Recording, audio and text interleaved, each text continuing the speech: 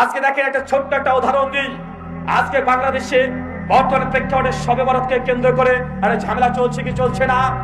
চলছে কি চলছে না? চলছে। ইয়াকালে বলছে শবে বলে কিছু নাই, শবে বরাত এটা কিছু না।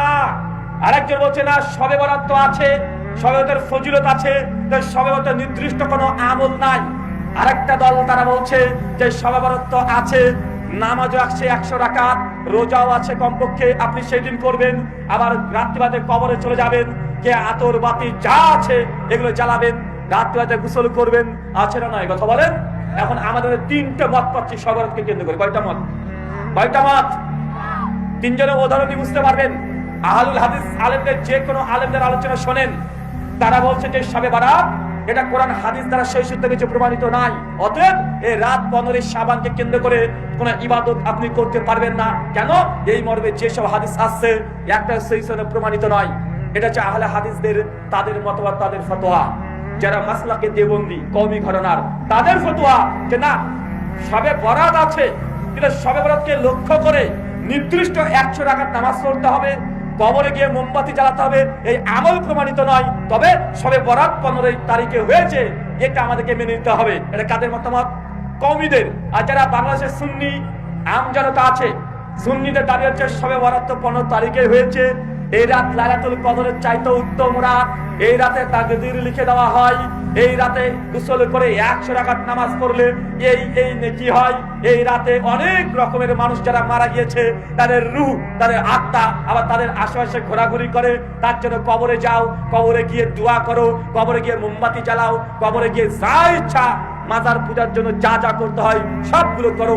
বাংলাদেশে আছে না নাই? তার মানে এক শবে বরাত দল কয়টা? 3টা। এখন মুসলিম উম্মাহ দেখছি শবে বরাতকে কেন্দ্র করে দ্বন্দ্ব চলছে। এখন আমরা সাধারণ আম জনতা কোথায় যাব? কোনটা মানবো?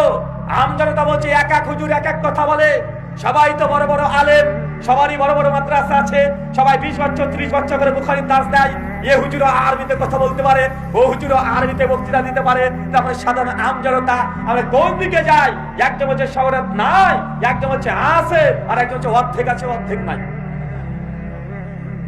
এখন আমরা কি করি দেখেন, আমাদের যে সূত্র আল্লাহ কোরআনে দিয়েছে, যখনই আলেমদের মধ্যে মতভেদ হবে, আম জনতা কি করবেন?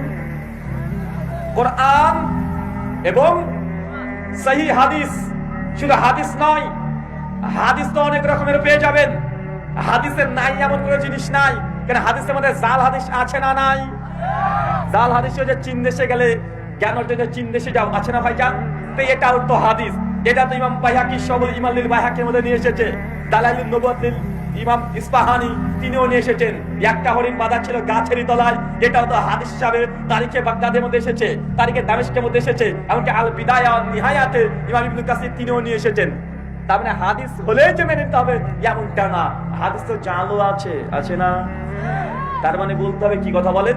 মতভেদ হলে কোন জায়গায় ফিরে যাব? কোরআনুল কারীম এবং হাদিসে মুবারাকা যেগুলো হবে সেটা অথেন্টিক, সেই হাদিস দ্বারা প্রমাণিত হবে। এখন আসেন আমরা ছোট্ট করে আপনাকে সমাধান দিই। কি ঘটেছে জানেন? শবে বরাতকে কেন্দ্র করে, শবে বরাত যে 15 তারিখে, শাবান মাসের 15 তারিখে শবে বরাতে বলছে হাদিস নাই এমনটা নাই, হাদিস আছে।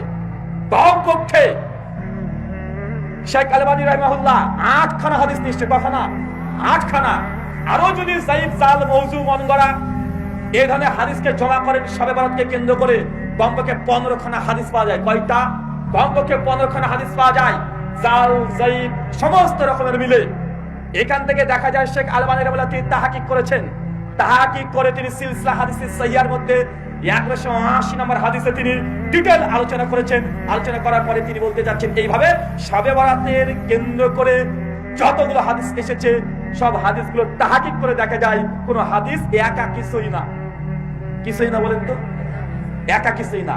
মুআজ্জিজ জামালের যে হাদিস, এটা ইনকিতার সনদ বিচ্ছিন্নতা আছে। আমাদের আয়েশা রাদিয়াল্লাহু আনহার যে হাদিস, ওটা আমাদের দুর্বলতা আছে। মানে প্রত্যেক হাদিস কোনো না কোনো কারণে আলবানী রাহিমাহুল্লাহ তিনি নিজেও যায়েব বলেছেন এবং যায়েফুল জিদ্দান পর্যন্ত বলেছেন। তবে আলবানী রাহিমাহুল্লাহ মনে করেছেন এইটা যে দেখো এতগুলো হাদিস এসেছে সবগুলো সনদ যায়েব, তবে একটা যায়েব আরেকটা যায়েব প্লাস যায়েব, যায়েব প্লাস যায়েব, সবগুলো যায়েব মিলে একটু এই হাদিসের শক্তি বেড়েছে, অতএব এই হাদিসটা গ্রহণ করা যেতে পারে। কথা বুঝতে পারছেন? কথাটা বুঝতে পারলেন? এটা একটু কঠিন আলোচনা হবে আপনার জন্য বোঝার জন্য। মানে যদি শবে বারাত 15 তারিখ, এই মর্মে 8খানা হাদিস আছে। কয়টা? 8খানা হাদিস, আর সবগুলো যায়িফ। আলবানী নিজেই স্বীকার করেছে। সালাফদের মধ্যে এমন কোন সালাফ নেই, যুগে যুগে সবাই বলছে হাদিসগুলো যায়িফ। হাদিসের মধ্যে ইনকিতার সূত্র বিচ্ছিন্নতা আছে, অতএব এই হাদিসগুলো একাকি, এই হাদিসগুলো সহিহ নয়। বা একটা হাদিসের সঙ্গে আরেকটা জোড়া দাও, আরেকটা জোড়ার সঙ্গে আরেকটা জোড়া দাও, আরেকটা জোড়ার সঙ্গে আরেকটা দাও, এই জোড়া তেরা দেওয়া সবগুলোকে মিলে তখন আসছে হাদিসে মোটামুটি বলা যেতে পারে, টেনে হিসড়ে মোটামুটি ধরেন হাসানলি গয়রিহি। হাদিসের অবস্থা এটা, কথা বুঝতে পারছেন?